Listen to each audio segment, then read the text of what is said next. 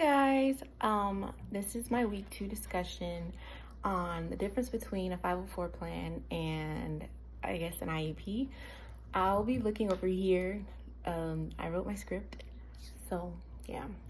So, I think I'm starting to understand the eligibility process for special education and the difference between an IEP and a 504 plan, especially in the context of just me being a ninth grade teacher uh, who I guess runs an RSP classroom.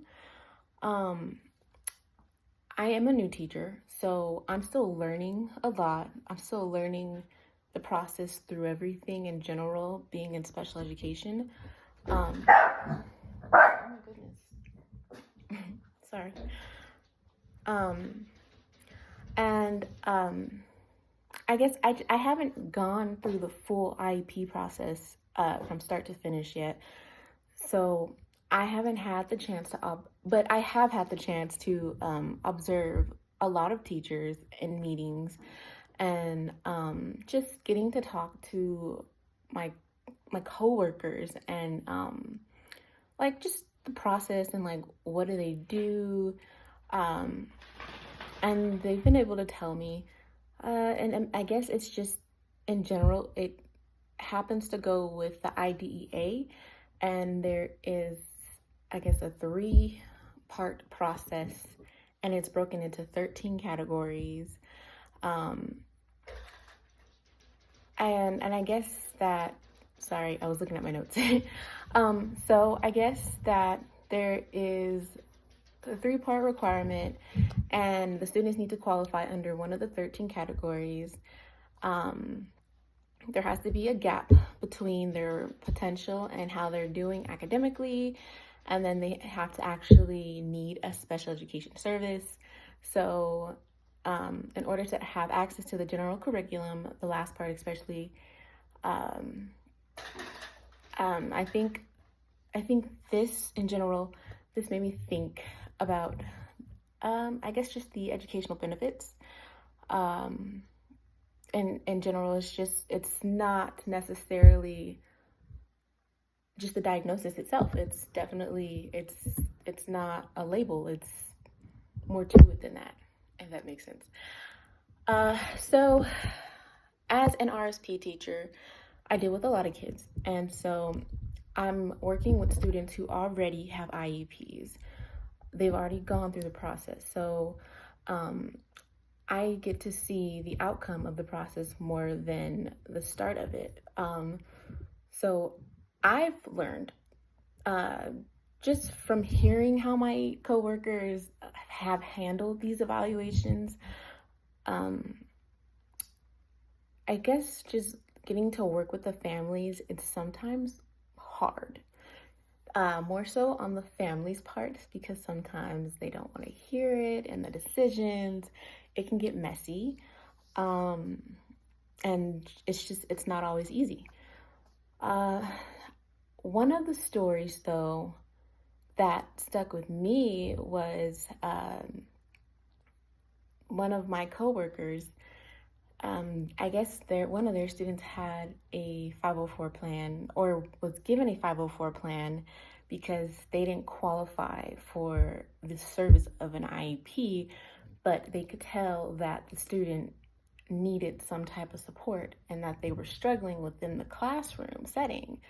But I guess they just, when they were being assessed, it wasn't severe enough to the point that they needed the full process. And so while they couldn't get the program itself, the least that they could do was just provide them some type of accommodation.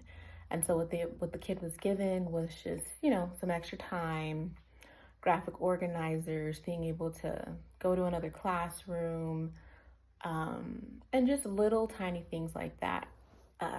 And it definitely did help the kid. I see this kid as well to this day, and his grades are doing much better, so that's really cool. So yeah, um, let me see.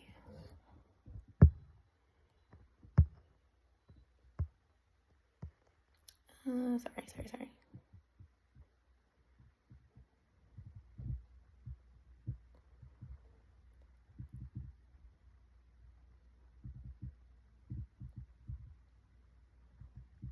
So, in general, um, I think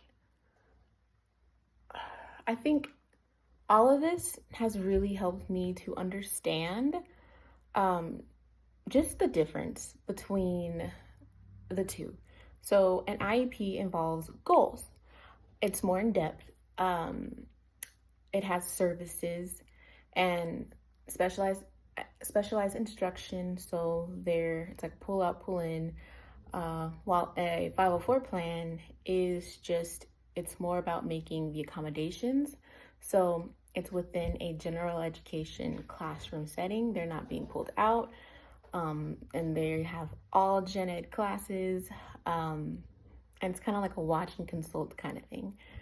And I think that what I've taken away from all of this is that the process itself can be very complicated or complicating and maybe a little bit emotional depending on like the student or the child and the family who's involved.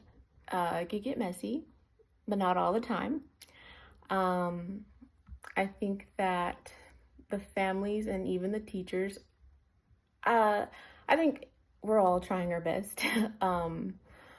But I think I'm still I know I'm still trying. I'm learning, and I think that as I continue to get more familiar with the process and get familiar with my job, um, I think that I'll be more ready when I do get the chance to do my own initial, initiation for a 504 plan, or even initial for a IEP. But yeah, I just need to build a stronger foundation and, just listening, asking questions, and just being open to, learn from others and just continue to do that. So yeah, thank you guys. Bye.